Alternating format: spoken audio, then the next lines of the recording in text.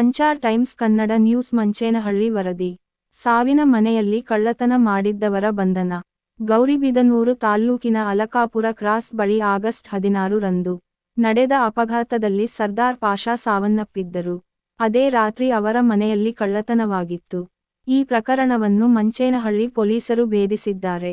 ವೃತ್ತ ನಿರೀಕ್ಷಕ ಕೆಪಿ ಸತ್ಯನಾರಾಯಣ್ ನೇತೃತ್ವದಲ್ಲಿ ತಂಡ ರಚಿಸಿ ಇದೇ ಗ್ರಾಮದ ಸಿದ್ದಿಕ್ 30 ವರ್ಷ, ಇಲಿಯಾಜ್ 26 ವರ್ಷ, ಜೆಮ್ಶೀರ್ 28 ವರ್ಷ ಅವರನ್ನು ಪೊಲೀಸರು ಬಂಧಿಸಿದ್ದಾರೆ. ಬಂಧನವಾದ ಈ ಮೂವರನ್ನು ವಿಚಾರಣೆ ಮಾಡಿದಾಗ ಕಳ್ಳತನ ಮಾಡಿರುವುದಾಗಿ ಒಪ್ಪಿಕೊಂಡಿದ್ದಾರೆ. ಆರೋಪಿಗಳಿಂದ 30 ಗ್ರಾಂ ಬಂಗಾರ, ಬೆಳ್ಳಿ ಸಾಮಾನುಗಳ ಸಮೇತ ಒಟ್ಟು 2 ಲಕ್ಷದ ವಸ್ತುಗಳನ್ನು ವಶಪಡಿಸಿಕೊಂಡಿದ್ದಾರೆ.